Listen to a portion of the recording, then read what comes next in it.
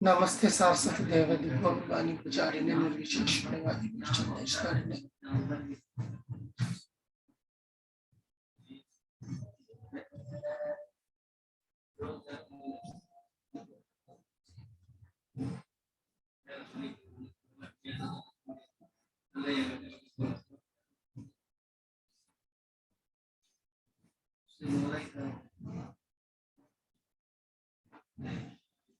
जय श्री कृष्ण चैतन्य प्रभु नित्यानंद श्री अद्वैत गदाधर शिवासादि गौरभक्त। हरे कृष्णा कृष्णा कृष्ण हरे हरे, हरे राम राम राम हरे। हरे कृष्णा। आज हम पूरी कोशिश करेंगे कि हम 8वां चैप्टर खत्म करें, नहीं तो मुझे तो बाकी के चैप्टर 30 तारीख से पहले खत्म होते दिख नहीं रहे, तो इसलिए आज भरपूर कोशिश करेंगे कि ये चैप्टर खत्म हो जाए। क्योंकि अब इस चैप्टर के इस पड़ाव में जो है कुछ और जगह कुछ यहाँ पर कुछ डिस्कशंस भी हैं, कुछ आपस में देखते हैं कैसे आगे बढ़ती है बात। जैसे हम कल जो चीजें हम देख रहे थे, मैं स्क्रीन खोल देता हूँ ज़्यादा आसान रहेगा आपके लिए।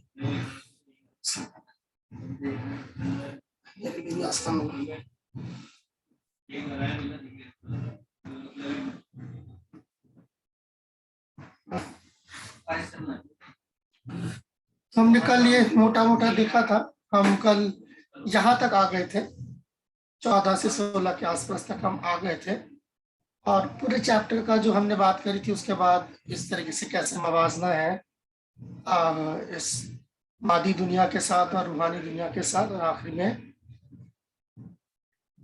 भगवान को जो है किस तरीके से हम हासिल कर सकते हैं।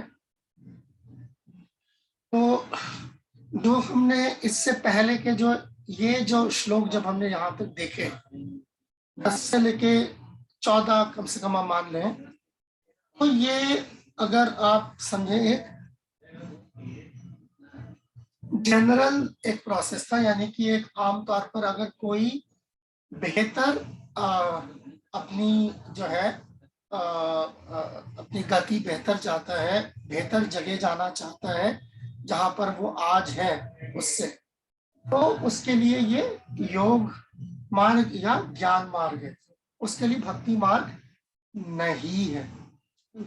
अगर आप इसी कायनात के अंदर कहीं और किसी और ऊंचे सैयारे पर जाना चाहते हैं तो उसके लिए ज्ञान मार्ग या योग मार्ग बताया गया। इसी वजह से ये श्लोक जो है कल हमने जिस पे काफी तफसीली गुफ्तगू की थी तो वो है, मगर भक्ति जो है वो किसी दुनियावी या मादी सैयारे पर जाने के लिए नहीं है, और ये हम आगे अब चेक करेंगे। तो अगर मैं आपके लिए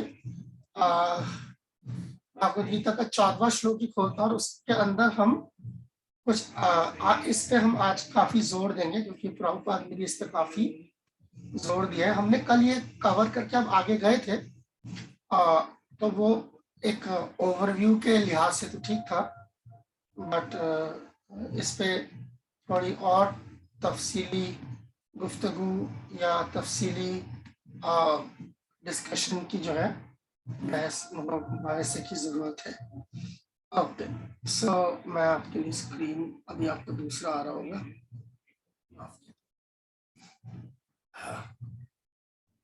मेरी आवाज साफ है ना? मुझे आज सिर्फ इसी का डर है। यस। तो देखिए ये हमने कल करा था, अनन्य चेता सततम यो माम स्मरन्ति नित्यशः तस्याहं सुलभम पार्थ नित्य युक्त से योगिना।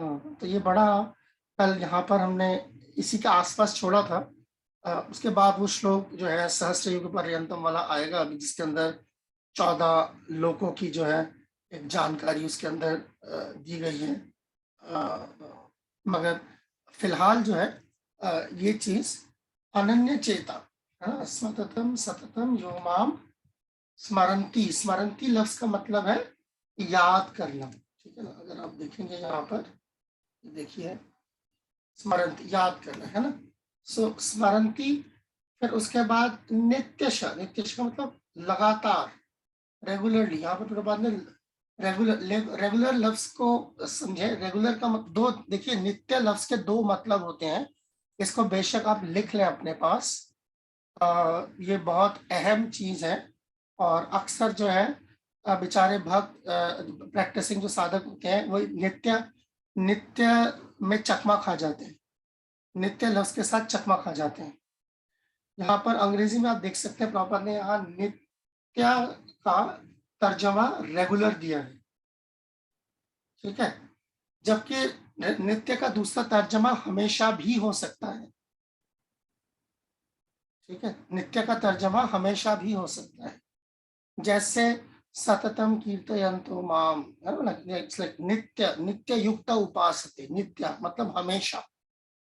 तो अब आप ये जरूरी चीज समझें इसके अंदर, कि अगर हम नित्य को उन्हीं मायनों में उसका तर्जमा देखें और उसका तफसरा करें कि नित्य का मतलब हमेशा है, तो इस दुनिया में रहते कोई काम हमेशा ऑलमोस्ट नामुमकिन है।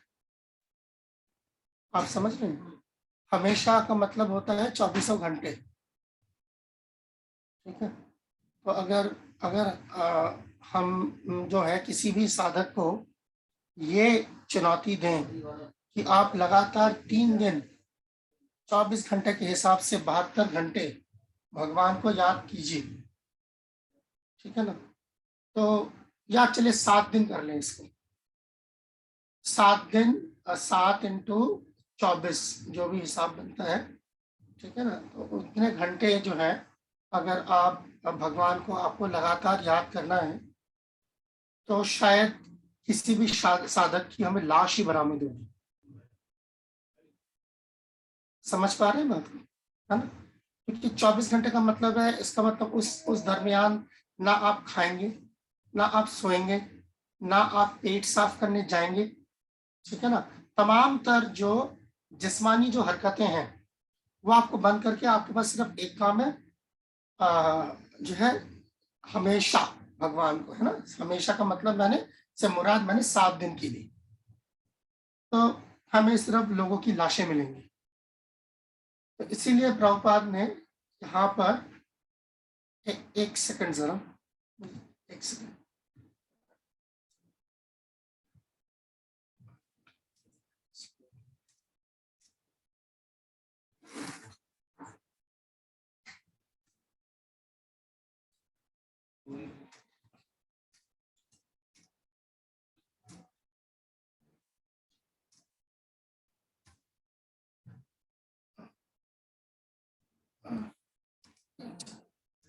हाँ, तो इसीलिए नित्य लफ्ज का मतलब यहाँ पर रेगुलर, रेगुलर का मतलब होता है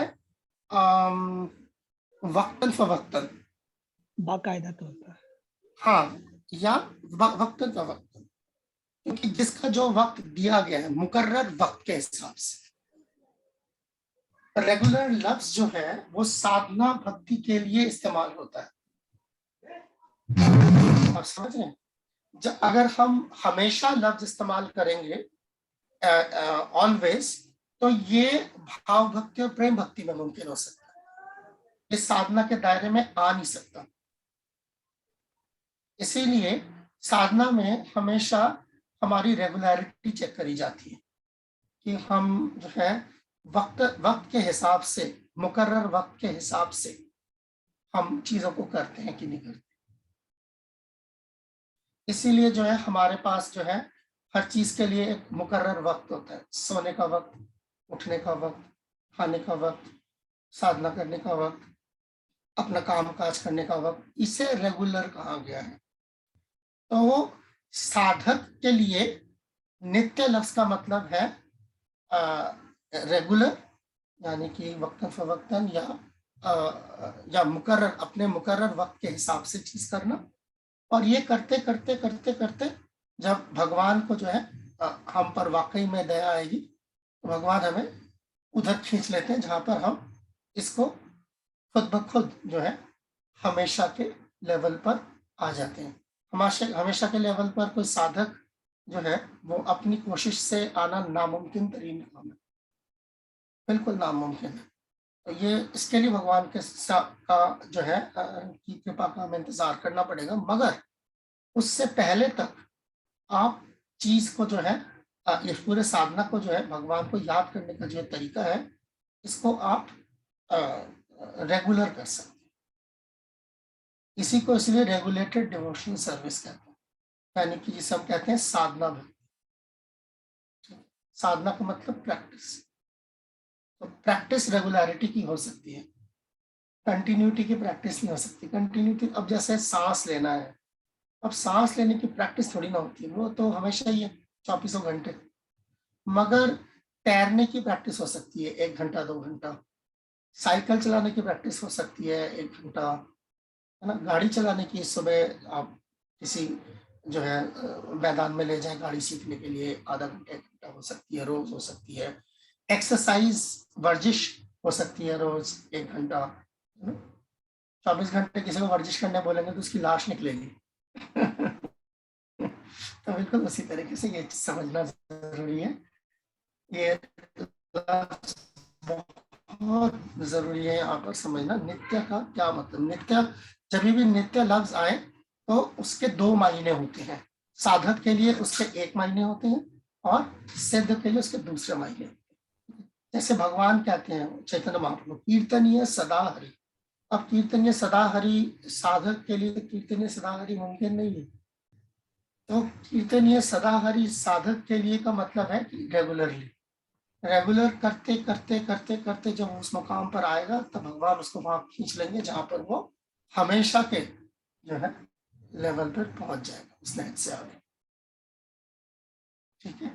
सो ये तो अब इसके बाद देखिए, तस्या हम सुलभ पाठ, मुझे बहुत आसानी से कोई हासिल कर सकता। हमको सबको मालूम है भगवान को हासिल करना आसान नहीं है ना। ये तो दुनिया की जो सबसे बेशकीमती, कोई दुनिया या दुनिया से बाहर, पूरी कायनात या कायनात से बाहर जो सबसे बेशकीमती चीज हो सकती है, वो अपने आप को बड़े सस्ते दामों पर बेचने को तैयार है अगर आप भगवान की भक्ति करते हैं। तस्याम सुलभम पार्थ, वो भक्ति का क्या मतलब है, ये जो ऊपर लिख रहे हैं कि ये यानी कि भक्ति का मतलब है जिसको हम कहते हैं सरेंडर का एक प्रोसेस, यानी कि एक तरीकेकार क्या है, ये एक अंदरूनी जज्बा है। ये अंदरूनी जज्बा क्या है कि हे भगवान, मैं आपका जो है हमेशा से मैं आपका सेवक रहा हूँ, आपका खादिम रहा हूँ, आप मुझे अपनी सेवा दीजिए और मुझे आप लगाइए अपनी सेवा में। बस इसको कहते हैं अनन्य चेता। ठीक है। और इसी अनन्य चेता लफ्ज से जो है आता है अनन्य भक्ति। ये जो पूरा हमारा 7 से 12 का जो ये पूरा मॉड्यूल है, इसका जो नाम है वो अनन्य भक्ति इसी वजह से, क्योंकि आप देखेंगे, अभी मैं आपको दिखाता हूँ कितने श्लोकों में ये अनन्य लफ्ज का इस्तेमाल हुआ है। ये देखते हैं।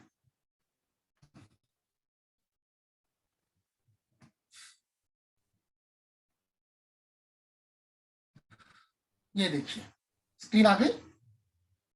ठीक है, ओके। अनन्य भक्ति देखिए कहाँ कहाँ अनन्य है। ना अन्य, अनन्य का मतलब है और कोई नहीं, सिर्फ तुम, सिर्फ आप। अनन्य, प्योर डिवोशन, सिर्फ भगवान की शुद्ध भक्ति। अब देखिए कहाँ कहाँ पर इसका जिक्र है। एक तो यही है जहां से हमने शुरू किया, अनन्य चेता। अनन्य व लफ्ज अपना अपने मन को जो है इधर उधर भटकाए बगैर रेगुलर प्रैक्टिस। आगे देखेंगे अभी 22वें श्लोक में भी है, भक्त्या अनन्य, अनन्य भक्ति, यानी कि ये जो यहाँ पर आ रहा है अनन्य भक्ति, प्योर डिवोशनल सर्विस। अनएलॉयड, अनएलॉयड का मतलब पता है क्या होता है? अनएलॉयड का मतलब जिसके अंदर कोई मिलावट ना हो। ठीक है। जब हम ऐसे बात करते हैं अनएलॉयड स्टील, है ना, कोई कह सकता है कि जो है अनएलॉयड स्टील, तो हम सोचते हैं कि अनएलॉयड स्टील का मतलब है कि बहुत ही मजबूत स्टील। मजबूत होगा, मगर मजबूती से भी ज्यादा जो जोर दिया गया है वो इसमें कोई मिलावट नहीं है, इस पर जोर दिया गया। जितना इसके अंदर मिलावट नहीं होगा खुद ब खुद वो उतना मजबूत होगा। अनन्य भक्त्या अनन्य भजंती अनन्य मनसा, ये देखिए 9वें चैप्टर में आपको ये भी मिलेगा। भजंती अनन्य मनसा, वही एक ही बात हो रही है। अनन्य मनसा ये जो ऊपर है, अनन्य चेता अनन्य मनसा एक ही मतलब, भजना मेरी सेवा करना। भज लफ्ज का मतलब सेवा। अक्सर मुझे नहीं पता पाकिस्तान में आप लोगों के वहाँ कैसा जो है कल्चर है और किस तरीके का, मैं अगर कहूँ कि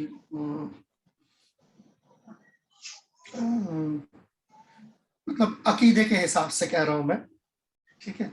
हिंदुस्तान में भजन जो लफ्ज है वो एक गायकी समझा जाता है, जैसे ठीक है, जैसे कि गजल है, उसी तरीके से जो है भजन को एक गायकी का तरीका समझा जाता है। भजन, अच्छा भजन सुनाना, हमारे यहाँ पर बहुत भजन जो है सीडीज वीडियोस निकलते हैं, लोग जो है तमाम तर जो है उनके जो भी उनका अकीदा है उसके हिसाब से वो उनके लिए भजन बना लेते हैं। तो अक्सर जो है भजन लफ्ज जो है वो समझा जाता है कि माने कि वो एक गायकी का जो है अंदाज है। मगर भजन लफ्ज जो है वो भज था, भज उसकी जो शुरू, उसका जो मादा है वो है भज। भज का मतलब होता है सेवा। तो भजन का दरअसल गाने बजाने से कोई ऐसा कोई सीधा रिश्ता नहीं है, मगर हाँ भगवान की सेवा में हम गाते बजाते भी हैं, तो इस तरीके से रिश्ता है। अब हो सकता है कि कोई सरसरी तौर पर जो बाहर से देख रहा हो उसे ऐसा, उसको ऐसी गलतफहमी हो कि अच्छा अच्छा अच्छा इनकी भक्ति का मतलब गाना बजाना होता है। दरअसल भक्ति का मतलब सेवा होता है, और सेवा खिदमत के अंदर जो है भगवान की खिदमत के लिए हम उनकी शान में जो है हम मौसीकी भी हम रखते हैं और हम नाचते भी हैं, सारा कुछ है, ठीक है। सो ये तो भजन की लफ्ज जो है, भजन लफ्ज जो है ये कम से कम हिंदुस्तान में तो इसको आमतौर पर जो इसकी बहुत गलत एक एक एक एक एक एक अंडरस्टैंडिंग है। तो खैर आगे देखिए, अनन्य चिंतन तमाम, ये लीजिए ये श्लोक तो भागवत गीता में 2 बार आया है। अनन्य चिंतन तमाम ये जना परिपास योगक्षेम। तो ये बड़ा ही अहम श्लोक है जो बिल्कुल बीचों बीच भगवत गीता के भी इस्तेमाल हो रहा है और आखिरी में 18वें चैप्टर में दोबारा इस्तेमाल हो रहा है। अगेन वही अनन्य चिंतन, तो मैं देखिए चिंता चेता, अनन्य अपनी जगह है, माम का मतलब मेरा, तो सभी कितने श्लोक आप देख, अनन्य भाव भजन्ते माम अनन्य भाव। भाव का मतलब होता है कि बगैर हिले डुले, लाइक भजन्ती, लाइक अनन्य अनन्य। तो भक्त्या तू अनन्या, ये लीजिए 11वें मैं मतलब लेके जा रहा हूँ क्योंकि हम यहीं तक जाएंगे, 12वें तक जाएंगे, इसीलिए इवन 13वें में भी है अनन्य योगेन भक्ति, अनन्य भक्ति। सो इसीलिए तो आइए अब इसके मैं अब इससे आगे अभी नहीं जा रहा था, क्योंकि जैसे मैंने बताया कि ये बहुत भगवान कह रहे हैं कि मैं बहुत आसानी से ये आप मुझे जो है मुझे हासिल कर सकते हैं, भक्ति की वजह से आप हासिल कर सकते हैं। सो अब हम देखते हैं इसी श्लोक पे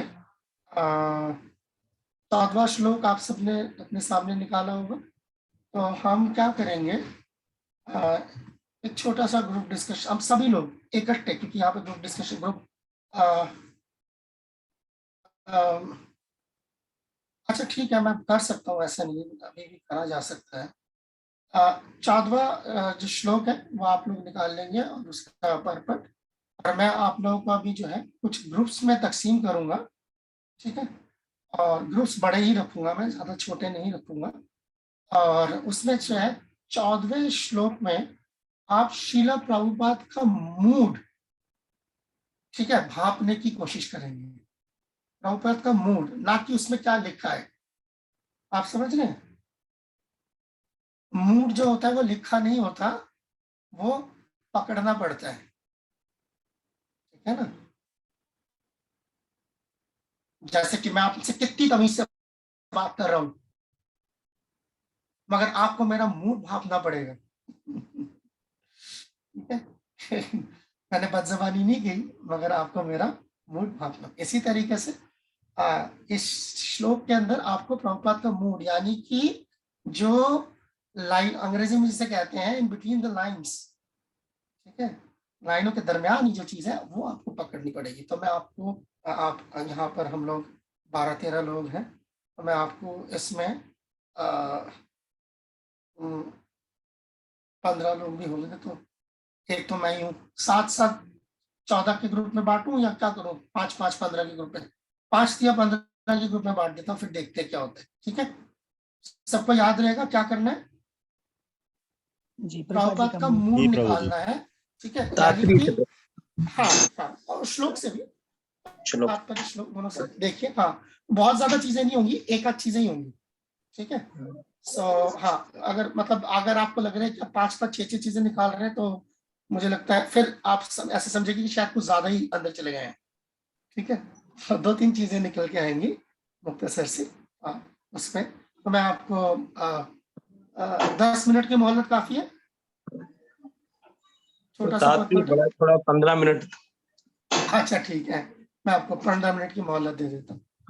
ठीक है, तो मैं आपको 15 मिनट की मोहलत दे देते हैं। उससे पहले जो है 3 ग्रुप बनाए जाएंगे, और ऑप्शन, एक सेकंड, ऑप्शन 15 मिनट की मोहलत चाहिए। इकट्ठे आप लोग डिस्कस कर लीजिएगा, ऐसे नहीं कि एक ही ग्रुप से फिर सब लोग बोलने लग जाए। ठीक है, तो एक ही फिर आपने, और कोई ऐसी नुमाइंदगी करे जिसने पहले कभी नुमाइंदगी नहीं की। ठीक है, जिनको बोलने का मौका मिलता हो तो है, जो बोलने, तो उनको भी मौका फराम किया जाए। तो रूम नंबर 1 में मैं डालता जा रहा हूँ।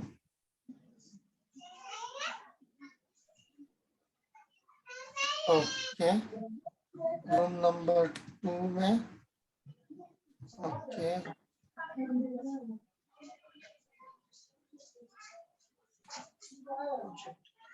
अरे अच्छा, एक तो कम ही हो गया। रूम नंबर 3 में 4 हो गए।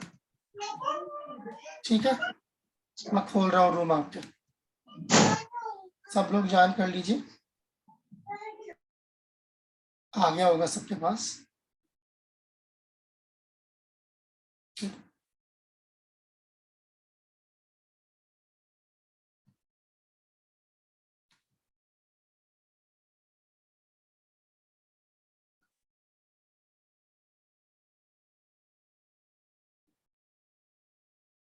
जगदीश प्रभु, आपको रूम नंबर 1 में जाना पड़ेगा। राक, अच्छा किसी तो चले गए, शायद चले गए, बाकी सब चले गए। जगदीश प्रभु सिर्फ आप रह गए हैं।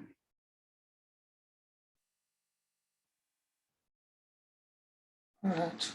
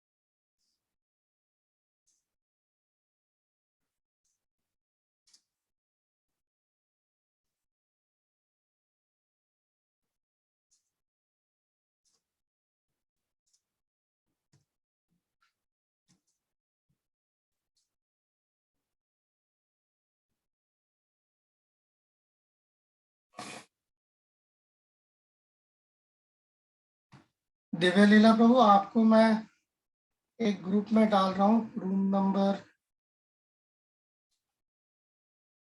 2 में डाल देता हूँ। रूम नंबर 2 में डाला है प्रभु जी आपको। दिव्य लीला प्रभु, आप रूम नंबर 2 में चले जाएं और वहां पर एक डिस्कशन हो रही है छोटी सी, उसमें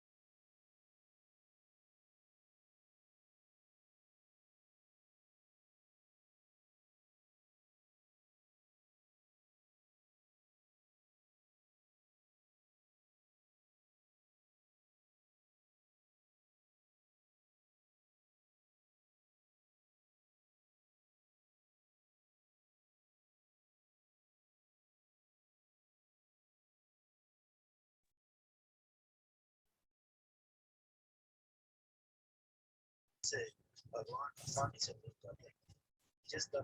कृष्ण विराजमान प्रभु। जी प्रभु।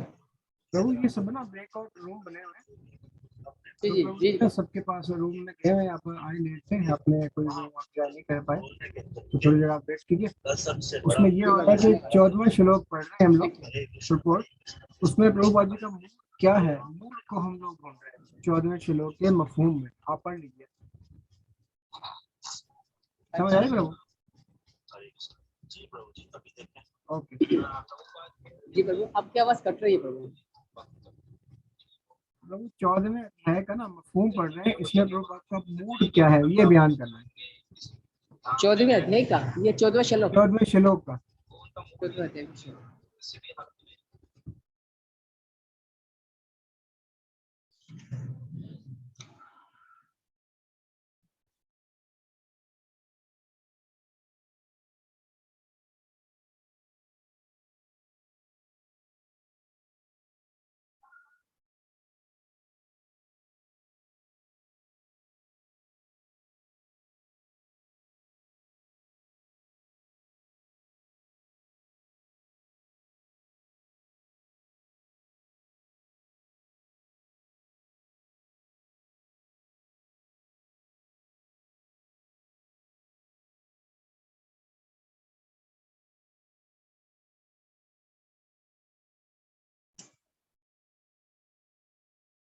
जनार्दन प्रभु, सॉरी सॉरी, वो हमारा एक डिस्कशन चल रहा है, मैं दूसरे रूम में चला जी। गया था, तो कोई नहीं, अभी 1-2 मिनट की और बात है, जी अभी वो आ जाएंगे। तो फिर ये जस्ट एक हमारा वो था 8वें चैप्टर का 14वां श्लोक, हालांकि हम कल कर चुके थे, बट उसमें जी। एक बारीक प्रभुपाद का एक मूड हम पकड़ने की कोशिश कर रहे थे, प्रभुपाद का भाव, तो वो एक छोटा सा एक्सरसाइज चल रहा है, बस अभी 1-2 मिनट में और सब लोग आ जाएंगे तो मुकम्मल हो जाएगा।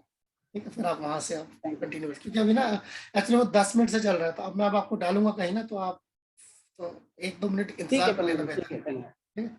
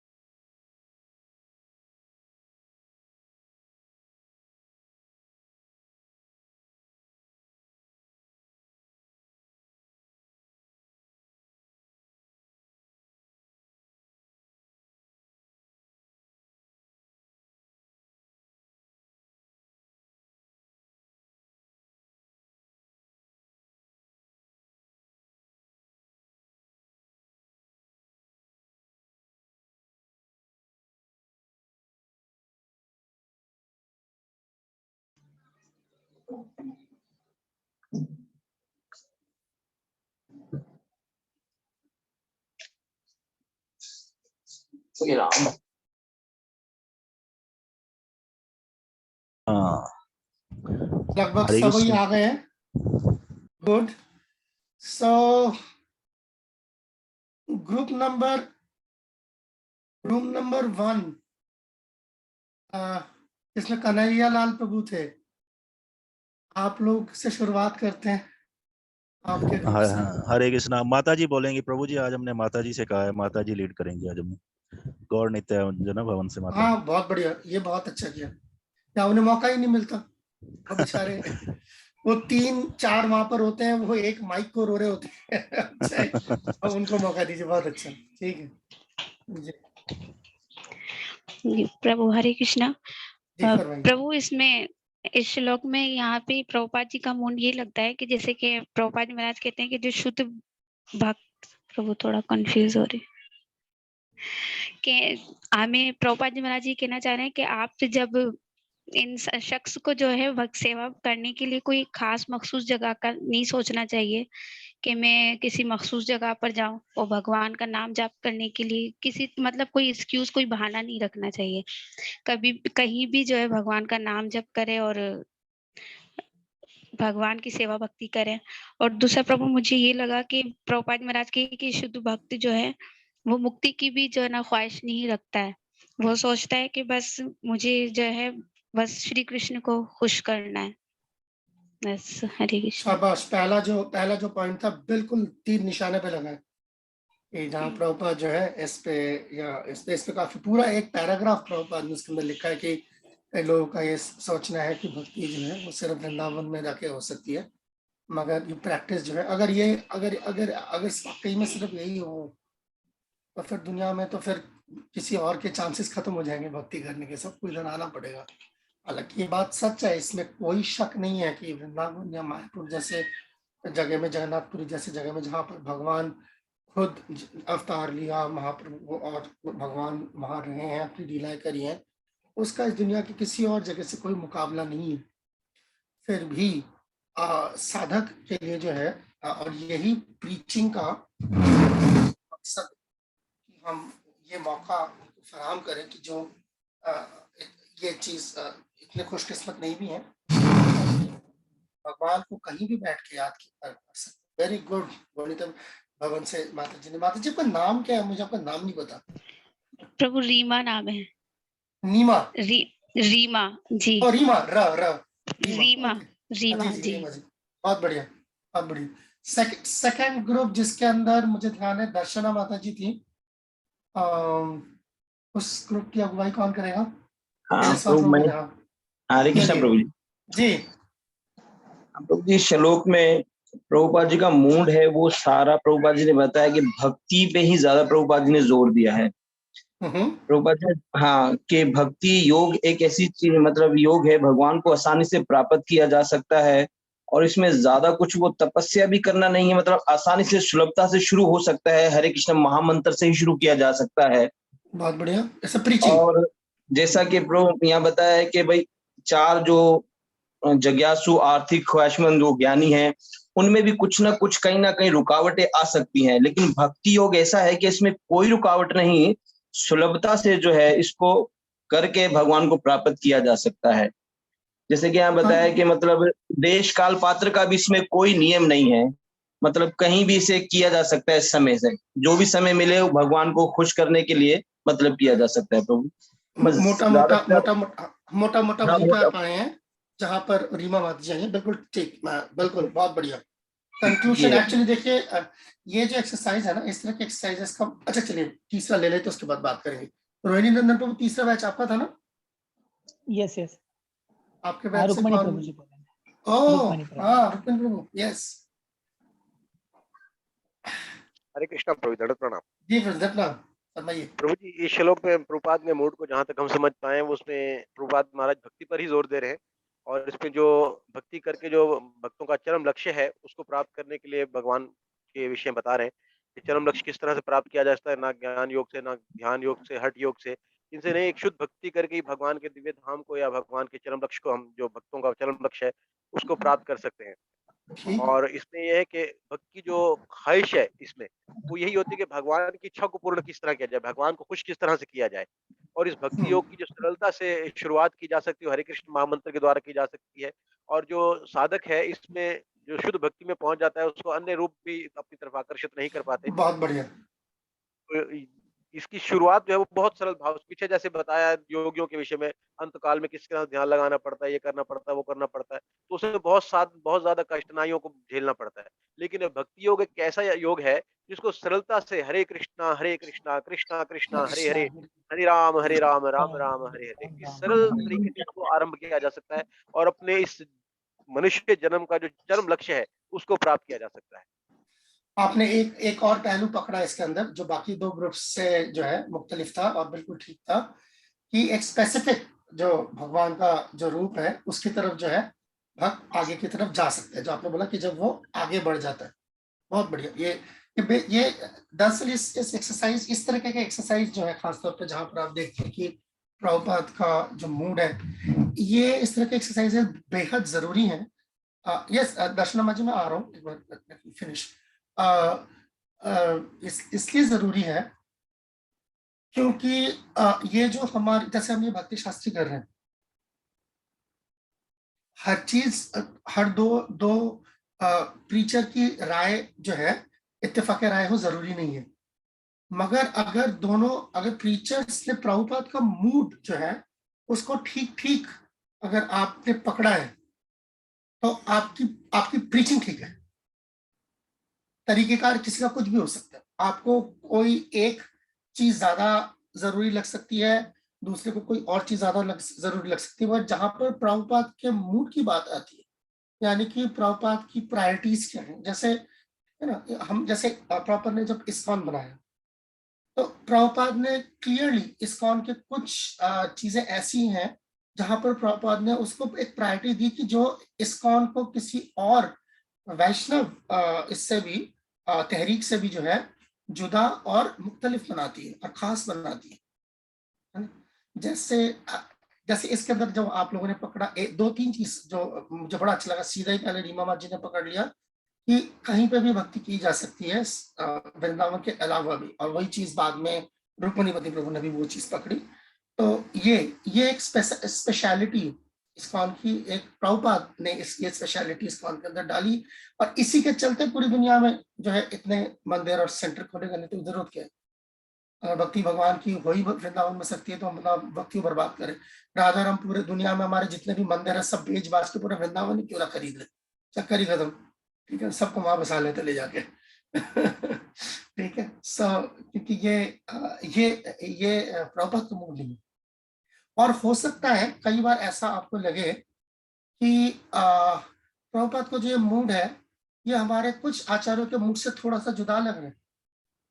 ऐसा हो सकता है कि रूप गोस्वामी 64 लिम्स में लिख रहे हैं ना नेक्टर डिवोशन में कि ये मथुरावास है, 5 भक्ति के जो सबसे अहम जो है अंग है उसका हिस्सा है मथुरावास। तो अब क्या कर, तो प्रभुपाद ने देखिए फौरन उसके नीचे एक कोट दिया अद्वैताचार्य का चैतन्य महाप्रभु कि आप जहां पर है वहां वृंदावन मेरे लिए। तो ये चीज तो ये उसी वृंदावन का दूसरा, वृंदावन से किसी को ऐतराज नहीं है, मगर वृंदावन को कहाँ कहाँ देखा जा सकता है ये तो इट्स वेरी गुड। आप लोगों ने, मैं देख रहा था मोटा मोटी मूड्स अपने बड़ा अच्छा पकड़ा है। आई एम वेरी हैप्पी, मतलब मैं सच वाकई में आप लोगों की दाद देनी पड़ेगी कि आप लोगों ने मूड, तीनों बैचेस ने, और तीसरे बैच ने तो और एक बारीक चीज, और तेजस्वान प्रभु का एक जैसा था इनका, फिर रुक्मणीपति प्रभु ने जो एक और चीज पकड़ी कि एक खास मखसूस जो है ऐनक से जब हम भगवान को देख सकते हैं और जब हम आगे बढ़ जाते हैं भक्ति के अंदर, तो प्रभुपाद ने उसको भी रखा है। तो ऐसा नहीं कि हमारा सारा का सारा जो है जो जोर है वो है कि आओ आओ सब लोग हरे कृष्णा मंत्र करो, आओ आओ चलो सब लोग प्रचार में जुड़ो, और उसके बाद मेरा बनेगा क्या आखिरी में, वो छोड़ो, उसको छोड़ो, ऐसा नहीं है। तो हमें जिंदगी का मकसद भी मालूम है, और दरमियानी जो हमारा सफर है उसके अंदर हम लोगों को भी जो है इस रास्ते में जोड़ रहे हैं। मगर हर प्रैक्टिसिंग डिवोटी खुद इस तरीके से इस राह में आगे बढ़े। तो प्रभुपाद का मूड यहाँ पर ये भी दिख रहा है। ऐसा नहीं है कि चलो यार तुम भगवान पे छोड़ दो, अपने आप हो जाएगा जो है, नहीं। यहाँ पे ये प्रभुपाद ने बोला कि इस तरफ भी जो है नजर रखने की, नजरसानी करने की जरूरत है। Very good, very good. Darshana ji ने को हाथ गलती से खड़ा हुआ था कि ऐसे ही? Okay sir. जगदीश प्रभु फरमाइए। जी प्रभु, एक सवाल पूछूं प्रभु जी? जी थोड़ा एक अल्फाज डालना नहीं आता मुझे सवाल में, उसके लिए क्षमा कीजिएगा, थोड़ा हो सकता है तो। नहीं। जी तो असल में हम देखते हैं ना, Bhagavad Gita as it is है ना, उसको जो क्रिटिक्स होते हैं ना प्रभु जी, वो तारीफें तो बेशुमार हैं, मगर कुछ लोग ना ऐसे क्रिटिसाइज भी करते हैं कि प्रभुपाद जी ने ना उन चैप्टर्स में भी डिवोशनल सर्विस लगाया हुआ है, कृष्ण कॉन्शियसनेस लगाया हुआ है, यहाँ पे दूसरी चीजों की बात है। तो ऐसा हम कह सकते हैं प्रभु जी कि प्रभुपाद जी असल में भगवान कृष्ण के मूड को समझ रहे हैं कि वो क्या चाहते हैं भक्तों के लिए, या जो उनकी तरफ आना चाह रहे हैं। बिल्कुल ठीक है आपका, तो आपकी समझ जो है वो ठीक है, मगर ये जो आपने मसला उठाया है ना, जो ये मुद्दा उठाया है, ये बहुत अहम मुद्दा है। मैंने सोचा नहीं था कि यहाँ पर कोई ऐसा मुद्दा उठाएगा, बट मैं बहुत मतलब तहे दिल से आपका शुक्रिया अदा करता हूँ कि आपने ये मसला उठाया, क्योंकि ये दरअसल जो स्कॉलरली जो सर्कल्स होते हैं, जो दानिशमंद होते हैं, तो दानिश्वर लोग जो है इस चीज पर जो है कई बार जो है ऐतराज उठाते हैं कि प्रभुपाद ने हर जगह पे जो भक्ति डाल दी। अगर ज्ञान योग है तो आप ज्ञान योग की बात करें ना, कर्मयोग की तो कर्मयोग की बात करें, वहां पे भी आप जो जबरदस्ती भक्ति जो है ठूस दिया है, जैसे लगता है प्रभुपाद ने। और ये जो प्रभुपाद पर ये जो नुक्ताचीनी जो है, ये प्रभुपाद के वक्त तो इतना नहीं था, पर प्रभुपाद के जो है इस दुनिया से जाने के बाद जो है काफी बड़ा, और एक काफी बड़ा सर्कल जो है दानिश्वरों का, जिन्होंने जो है ये एक मान लीजिए हमला जो है किया कि ये इस तरीके से जो है भागवत गीता को मरोड़ा गया है। अगर आप कहते हैं कि Bhagavad Gita as it is है, तो ये एज इट इज कहाँ है? ये तो जैसा आपने समझा है वैसा आपने डाला है, आपके हिसाब से हर जगह आपने भक्ति ठूस दी जबरदस्ती। तो इसके लिए एक तो मैं जवाब जो आपका था, आपके सवाल के अंदर जवाब जरूर था, मगर अगर आप लोगों को अभी फुर्सत लगे और अगर हाथ लगे तो एक किताब है, मैं यहाँ पर चैट पे लिख देता हूँ। उस किताब का नाम है, ये आजकल मिलती कम है पर मिल जाना चाहिए, अगर आप अमेज़न वगैरह पे चेक करेंगे तो आपको मिल जाएगा। अमेज़न बैन है पाकिस्तान में। हाँ, वो अभी रोका है ना, मैंने सुना है अभी वो जो लेटेस्ट जो चीजें लगाई हैं, रोक लगाई हैं, उसमें आप किताबें नहीं इंपोर्ट कर सकते। तो 1-2 महीने पहले, उससे पहले तक तो था, तो आप देख लीजिए। मगर भक्ति वेदांता पर्पस किताब का नाम है, और इसके जो लिखने वाले हैं उनका नाम है हिज होलीनेस शिवराम स्वामी महाराज।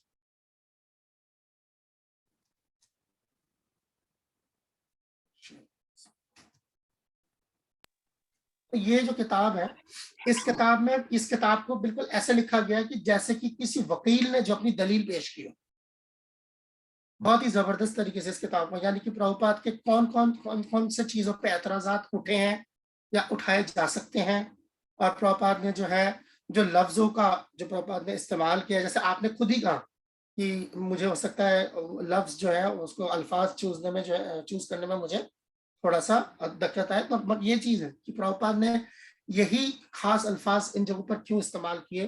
तो इन सबको बताते हुए बिल्कुल ऐसी, ये तकरीबन 200-250 पेज की किताब है, और ऐसा लगता है जैसे कि कोई कानून की किताब हो, इस तरीके से महाराज ने किताब लिखी है।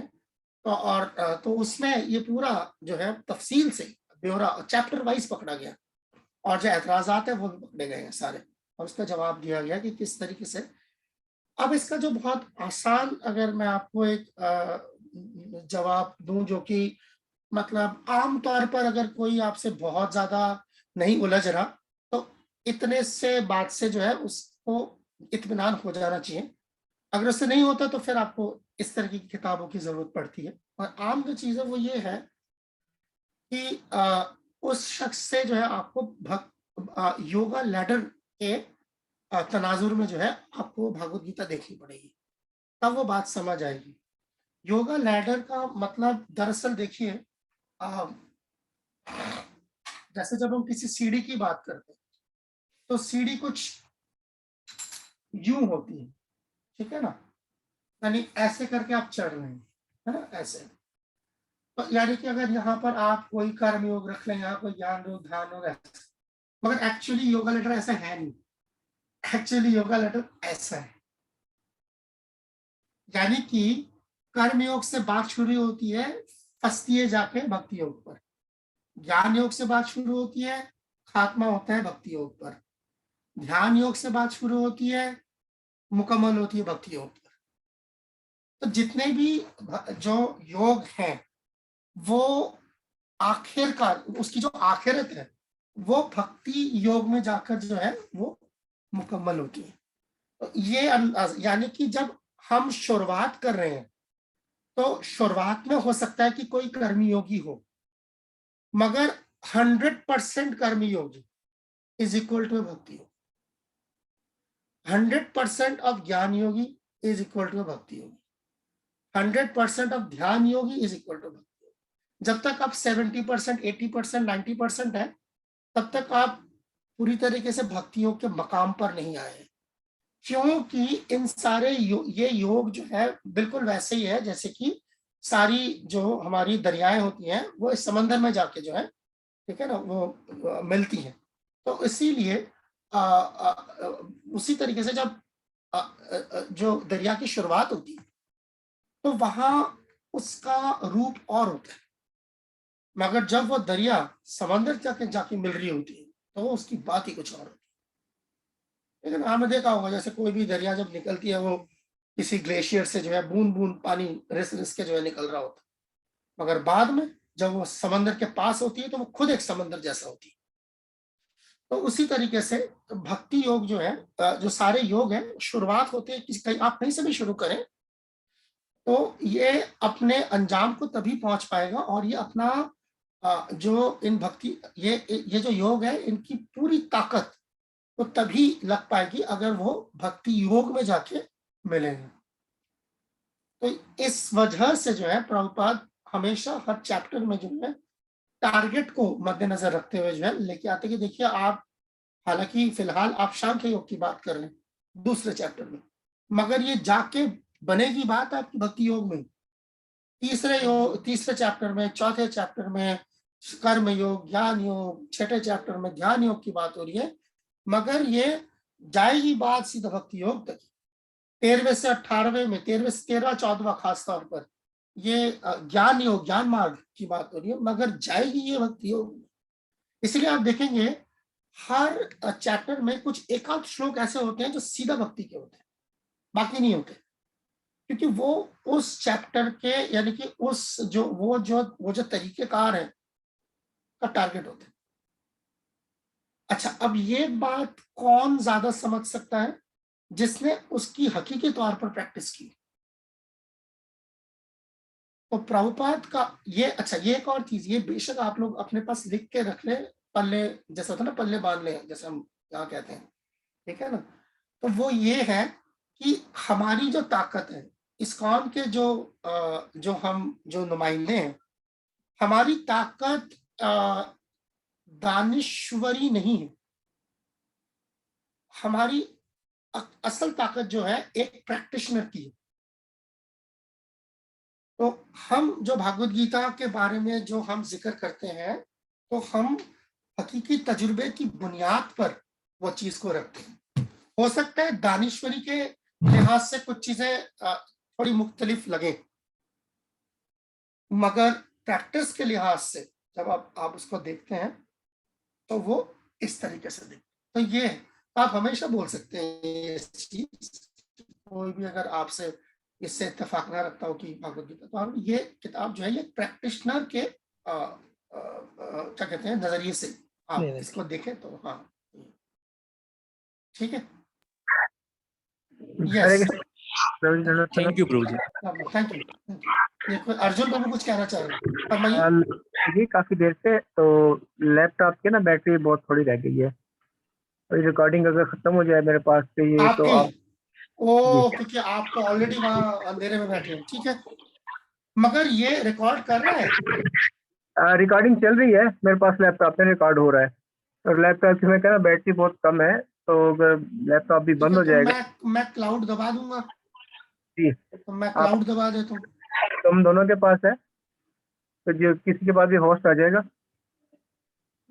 ठीक है, अभी अभी रहने दे, ये कर लीजिए, ओके, ठीक है जी जी चलें। वो अपने आप आ जाएगा तो आ जाएगा, नहीं आएगा तो कोई जरूरत नहीं है। ठीक, हो गया एक आपके है जो रिसीव। ओके ठीक है, शुक्रिया। ओके, तो हम अब आगे चले। ये Yes. हमारा डिस्कशन बड़ा एक इम्पोर्टेंट पहलू था। दर्शना माँ जी, यस माँ जी, गो ऑन। हरे कृष्णा प्रभु जी। ये जो इस वर्स का जो फर्स्ट पैराग्राफ है उसकी लास्ट लाइन है, therefore the Lord says that for anyone who is unflinchingly devoted to him, he is easy to attend. अब मुझे ये नहीं समझ आ रहा वो कौन सा बंदा है, वो किस स्टेज पे है भक्ति के। हाँ, बहुत बहुत अच्छा सवाल है कि ये रहा आपका, है ना। Lord says for anyone who is unflinching, है ना। अनफ्लिंचिंग का मतलब वही अनन्य भक्ति, अनन्य भक्ति की बात हो रही है यहाँ पर। यानी कि जो अनन्य भक्ति का मतलब ही हो गया कि उस वक्त कोई और रास्ता उसने इख्तियार नहीं किया हुआ, ठीक है, भक्ति का। और दूसरा वो जो हम पहले इसके अंदर शुरुआत में जो हमने बात करी थी, जज्बा भी यही है कि भगवान मैं आपका जो है बिल्कुल सनातन टाइम से जो है मैं आपका सेवक हूँ, आप मुझे अपनी सेवा में लगाइए, आप मुझे अपनी सेवा में लगा के रखिए और आप मुझे अपनी सेवा दीजिए। ये जो एक जज्बा है ना। जब आप सेवा कर भी रहे तभी भी ये जज्बा जारी है, और जब आप मतलब मुबैना तौर पर अगर आप सेवा नहीं भी करें तो भी ये जज्बा जारी रह सकता है। तो ये जज्बा 24 आवर्स हो सकता है, ठीक है ना। हकीकी तौर पर 24 आवर हाथ पैर से सेवा करना मुमकिन ना भी हो सकता। तो that is the idea, basic idea is this. ये देखिए ना, ऊपर लिखा है ना, वेयर इज द ज्ञान योगी, karma yogi, hatha yogi has his own self interest. उसका दरअसल उसका मकसद क्या है कि मैं निकल जाऊं यहाँ से। और आप देखेंगे अक्सर जो है यही एक वो होता है कि मुझे किसी तरह की छुटकारा मिल जाए, निजात मिल जाए, मुक्ति मिल जाए, यही है। उसमें मैं शामिल है, सारा कुछ मैं के बेस पे। यहाँ परफेक्ट भक्ति, यहाँ पे देखिए इसलिए परफेक्ट डिवोटी बोला गया। ये परफेक्ट डिवोटी, अरे ये बहुत ही अहम लफ्ज है, बहुत बहुत बहुत। It is not a practising devotee. Perfect devotee का मतलब है सिद्ध भक्त, शुद्ध भक्त नहीं। आपने देखा है प्रभुपाद अक्सर प्योर डिवोटी लफ्ज इस्तेमाल करते हैं। यस, यहाँ पर प्योर डिवोटी नहीं इस्तेमाल किया गया, परफेक्ट डिवोटी इस्तेमाल किया है। ये शुद्ध भक्त नहीं है, ये सिद्ध भक्त है। हरे कृष्णा प्रभु जी, क्षमा चाहूंगा, मैंने जो पर्सनल मूड पकड़ा था वो ये पकड़ा। हाँ यही है, यही है। मैंने खुद ये एक हाँ, ये प्रभुपाद का एक प्रभुपाद का, तभी इस पे जो है प्रभुपाद ने काफी जोर, और यहाँ पर खास ये जो बारीकी है इसकी, ये लफ्ज परफेक्ट डिवोटी इस्तेमाल किया है, प्योर डिवोटी ने इस्तेमाल किया। प्योर डिवोटी हम जितने शख्स यहाँ बैठे हैं ना, सारे प्योर डिवोटी के अंदर आते हैं, सब लोग 14-15 जितने हम यहाँ बैठे सबके सब। क्यों? वो इसलिए कि अगर कोई कोयले की खदान में काम करता है तो आप उसको क्या कहते हैं? कोल माइनर कहते हैं ना। स्कूल जाने वाले बच्चे को स्टूडेंट ही कहते हैं ना, ठीक है ना। तो उसी तरीके जो भक्ति योग की प्रैक्टिस कर रहा है तो वो भक्ति योगी कहलाया जाएगा। शुद्ध भक्ति की प्रैक्टिस कर रहा है तो शुद्ध भक्त कहलाएगा। मगर जहां पर शुद्ध भक्त लफ्ज इस्तेमाल हो रहा है, यहाँ सिद्ध भक्त, शुद्ध से आगे चला गया मामला। सिद्ध, he has no other desire than to please the Supreme. Yes, सिद्ध भक्त, सिद्ध भक्त, और कहीं उसका दिमाग जाएगा नहीं कहीं और, क्यों? सिद्ध हो चुका है ना, अब क्या रह गया उसका। ठीक, ओके। मूलचंद प्रभु फरमाइए, मैं आगे जाना चाह रहा हूँ, हालांकि बोल ठीक है, कोई नहीं, देख लेते हैं। हरे कृष्णा प्रभु, मुझे थोड़ा सा क्लियर करना है, ये जो 5 रस हैं, तो इसमें से जो गोलोक वृंदावन जाता है वो सिर्फ जो सखा भाव में, मतलब भगवान से जो रिलेशन है, दूसरा माधुर्य या वात्सल्य, यही जाते हैं। शांत और जो अपना दास्य वाले हैं वो क्या नहीं जाते हैं क्या वहाँ तक? क्योंकि जो मैंने पॉइंट वहाँ नोट किया था कि ओनली कृष्ण रूप में ही हम सेवा करते हैं, तो वो एक लक्ष्य है हमारा, बेसिकली प्रभुपाद का जो मूड था। तो ये थोड़ा सा काइंडली क्लियर कीजिएगा, शांत रस और दास्य रस बड़ा अच्छा सवाल है, बड़ा अच्छा सवाल है। हाँ देखिए, गोलोक वृंदावन में पांचों के पांचों रस मौजूद है, ठीक है। मगर तादाद जो है वो पाद के जो 4 रस है उनकी ज्यादा मिलती है। दास्य से लेके माधुर्य की तादाद जो है ज्यादा होती है, इन द सेंस वाई, क्योंकि जो शांत रस होता है, शांत रस को समझिए कैसा है। शांत रस का मतलब है वो भक्त खुद ब खुद आगे बढ़ के भगवान की सेवा नहीं कर सकता जब तक भगवान इनिशिएट ना करे। मिसाल के तौर पर भगवान की बांसुरी, अगर भगवान उठा के ला बजाए तो अपने आप नहीं बच सकती, ठीक है ना। अगर गाय है, अगर भगवान जो है उसको जो है गले लगाए, उससे दूध ना निकाले, तो खुद ब खुद भगवान को गाय दूध नहीं पिला सकती। गाय करीब आ सकती पर नहीं। जैसे जो पेड़ पौधे हैं, चिंतामणि है ना, प्रकर सदमसु, यानी जो है कि जितने भी पेड़ है जिनको हम कल्प वृक्ष कहते हैं वहां, तो वो जब तक भगवान आके उनमें से फल नहीं तोड़ते और उन्हें नहीं खाते, तब तक वो पेड़ ज्यादा मतलब इतना कर सकते हैं जैसे भगवान उनके नीचे आए तो वो झुक जाए, मगर दौड़ के भगवान की तरफ नहीं आ सकते। तो ये फर्क होता है शांत रस में, यानी कि शांत रस का जो भक्त है वो भगवान की सेवा के लिए तैयार तो होता है मगर खुद ब खुद पहल नहीं कर सकता। जबकि बाकी के जो 4 रस हैं, दास्य से लेकर माधुर्य, इसमें भक्त खुद पहल कर सकते हैं, ठीक है। जैसे जो दास्य रस के भक्त हैं, जैसे रक्तक है, चित्रक है, पत्रक है, ये लोग भगवान के दास हैं। ऐसे दासियां भी हैं भगवान की, जो भगवान के घर में जो है बतौर नौकर जो है वो सेवा करते हैं, और वो भगवान को सजाने का काम करते हैं, भगवान की थाली लगाते हैं, भगवान का बिस्तरा सजाते हैं वगैरह, ये सब चीजें। तो ये सामने से आके करते हैं, भगवान से सामने से आके पूछ सकते हैं कि आप क्या खाना पसंद करेंगे, वट एवर, ये आप तो इस तरीके से शांत रस वाला ये नहीं कर सकते। ये फिर उसी तरीके से और जब बढ़ जाता है तो मामला साख्य, तो साख्य में जो है ये जो एक दास, अच्छा जैसे दास में छोटी छोटी चीजें, जैसे मान लीजिए भगवान ने जो है अपने किसी दोस्तों के साथ जो है मजाक किया, ठीक है ना, एक मान लीजिए कोई लतीफा छेड़ा, तो दोस्त तो दांत निकाल के हंसेंगे सारे भगवान के साथ, ठीक है ना। मगर वहां जो खड़ा हुआ जो दास्य रस का भक्त होगा वो दांत निकाल के हंसेगा नहीं, वो मुंह छुपा के हंसेगा, हंसेगा जरूर और मुंह छुपा के हंसेगा, यानी कि उस चीज का एहतराम और लिहाज उसके अंदर होगा भगवान के लिए, ठीक है। कि इसके लिए नहीं कि वो भगवान है। गोलोक वृंदावन में कृष्ण को कोई भगवान नहीं मानता, क्योंकि भगवान आते ही जो है वो सारा रस खत्म, वो खट्टा हो जाएगा, ठीक है। तो वो ये है कि कृष्ण है हमारे मालिक, कृष्ण ही हमारे मालिक, भगवान नहीं हमारे मालिक, कृष्ण ही हमारे मालिक है। तो मालिक के सामने जो है बेअदबी नहीं की जाती। तो इस तरीके से तो ऐसे देखते हैं। फिर जो वात्सल्य रस के भक्त, ठीक है ना, वो हो सकते हैं भगवान पर अपना जोर भी चला लें। तो साख्य रस के भक्त जो है, जो वात्सल्य रस के भक्त होते हैं, तो जनरली ज्यादा भगवान पे जोर नहीं चलाते, क्योंकि उनको पता है वो चलाएंगे। जैसे कि घरों में होता है कि आंखों की शर्म होती है, कुछ चीजें होती है,